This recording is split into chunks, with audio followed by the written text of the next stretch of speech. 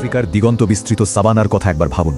সেখানে মাইলের পর মাইল দূরে থাকা হাতির একটা বিশাল দল হঠাৎ করেই যেন কোনো এক অদৃশ্য ইশারায় একযোগে তাদের পথ পাল্টে ফেলল।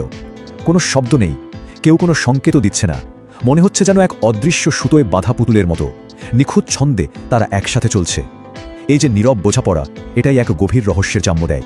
তো আসল প্রশ্নটা হলো, ওরা এটা করে কিভাবে মাইলের পর মাইল এই অসীম নীরবতার মধ্যে একে অপরের সাথে কথা বলে? তাদের এই কথোপকথনটা এমন এক জগতে চলে যা আমাদের দেখা বা শোনার ক্ষমতার অনেক বাইরে। আমরা যা অনুভব করতে পারি তার চেয়েও অনেক গভীরে লুকিয়ে আছে ওদের যোগাযোগের গোপন চাবিকাঠি। আর এই রহস্যের উত্তরটা লুকিয়ে আছে একটা শব্দে, ইনফ্রাসাউন্ড। হাতিরা নিজেদের মধ্যে কথা বলার জন্য এমন এক শক্তিশালী নিম্ন কম্পাঙ্কের শব্দ ব্যবহার করে যা মানুষের শোনার ক্ষমতার অনেক নিচে। এটা অনেকটা এমন একটা গভীর গুঞ্জন যা কান দিয়ে শোনা যায় না, বরং শরীর দিয়ে অনুভব করতে হয়। এটাই ওদের গোপন ভাষা। কিন্তু মজার ব্যাপার হলো, এই শব্দতরঙ্গ শুধু বাতাসের মধ্যে দিয়ে যায় না, এটা মাটির গভীরেও কাঁপুনি তৈরি করে, অনেকটা মৃদু ভূকম্পের মতো করে ছড়িয়ে পড়ে।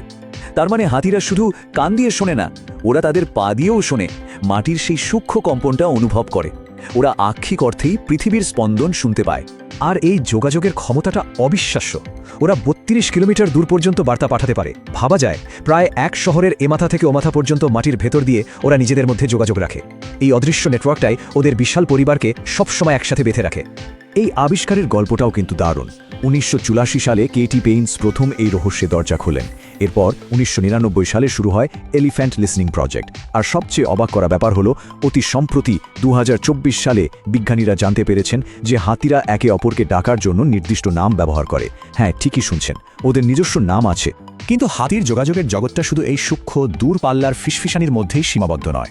কখনো কখনো তাদের বার্তা হয় তীব্র, প্রচণ্ড শক্তিশালী, এমন কিছু যা চাইলেও এড়িয়ে যাওয়া অসম্ভব। আমরা এখন প্রবেশ করছি মাস্ত এর জগতে। মাস্ত আসলে একটা জৈবিক অবস্থা, যা একটা পুরুষ হাতিকে যেন পুরোপুরি অন্য এক সত্তায় পরিণত করে। এই সময়টায় ওদের শরীরে টেস্টোস্টেরনের মাত্রা এতটাই বেড়ে যায় যে ওরা হয়ে ওঠে অত্যন্ত আক্রমণাত্মক আর অপ্রতিরোধ্য। এটা শুধু মেজাজের পরিবর্তন নয়, এটা ক্ষমতার এক জৈবিক ঘোষণা। বিজ্ঞানীরা বলেন, মাস্ত হল প্রকৃতির এক সৎ সংকেত। মানে এখানে কোনো মিথ্যে বা বড়াই করার সুযোগই নেই। গন্ধ, শব্দ আর আচরণের এক বিস্ফোরক মিশ্রণের মাধ্যমে একটা পুরুষ হাতি তার আসল স্বাস্থ্য, শক্তি আর লড়াই করার ক্ষমতা সম্পর্কে একটা খোলাখুলি ঘোষণা দেয়। তাহলে দেখুন, হাতির দুটো যোগাযোগের ধরন কিন্তু একদম আলাদা। একদিকে ইনফ্রাসাউন্ড, যা অনেক দূর থেকে সামাজিক বন্ধন টিকিয়ে রাখে, আর অন্যদিকে মাস্ট, যা কাছাকাছি পরিসরে ক্ষমতা আর যৌন প্রতিদ্বন্দ্বিতার এক কাঁচা প্রদর্শন। এই বৈপরীত্যটাই হাতির জটিল সামাজিক জীবনকে আরও ফ্যাসিনেটিং করে তোলে। কিন্তু এর দরকারটা কি? এর পিছনে কারণটা কিন্তু খুব গভীর। মাস্তের মাধ্যমে পুরুষ হাতিরা নিজেদের মধ্যে মারাত্মক লড়াই না করেই ক্ষমতার একটা ক্রম তৈরি করে ফেলে। সবচেয়ে শক্তিশালী পুরুষটি তার শ্রেষ্ঠত্ব প্রমাণ করে, যা অপ্রয়োজনীয় আর রক্তাক্ত সংঘাত এড়িয়ে তাদের সবার শক্তি বাঁচায়। এই সব সংকেতেরও ঊর্ধ্বে হাতির জগতে আরও গভীর একটা ব্যাপার আছে। ওদের পরিবার শুধু রক্তের সম্পর্কের একটা দল নয়, এটা একটা জীবন্ত গ্রন্থাগার, যেখানে অমূল্য জ্ঞান প্রজন্ম থেকে প্রজন্মান্তরে সঞ্চারিত হয়। আর এই জীবন্ত লাইব্রেরির প্রধানকে জানেন? তিনি হলেন দলের মেট্রিয়ার্ক, মানে দলনেত্রী। তিনি শুধু নেতা নন, তিনি তার পরিবারের জীবন্ত ইতিহাস, জ্ঞানের ভাণ্ডার।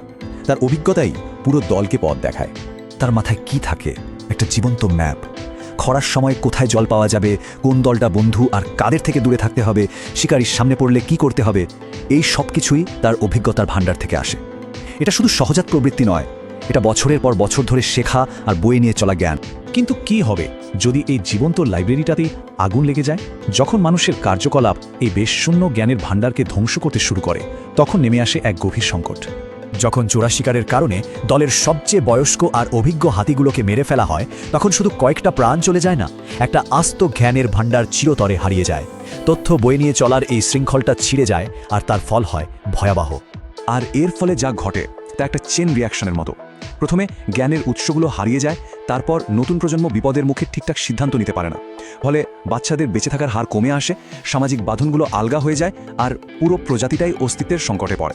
এই সামাজিক ভাঙ্গনের চেয়েও আরও গভীরে গেলে আমরা হাতির চেতনার এমন এক দিকের খোঁজ পাই, যা আমাদের মানুষ আর পশুর মধ্যেকার চিরাচরিত বিভেদের ধারণাটাকেই নাড়িয়ে দেয়। বিজ্ঞানীরা দেখেছেন, হাতিরা তাদের মৃত সঙ্গীদের সহজে ছেড়ে যায় না। তারা মৃতদেহটাকে ঘিরে থাকে, আলতো করে সুর দিয়ে ছুঁয়ে ঘণ্টার পর ঘণ্টা চুপ করে পাশে দাঁড়িয়ে থাকে। এই আচরণের মধ্যে এক গভীর আবেগ আর চেতনার ছাপ স্পষ্ট। এই উদ্ধৃতিটি এর গভীরতা আরও ভালোভাবে বুঝিয়ে দেয়।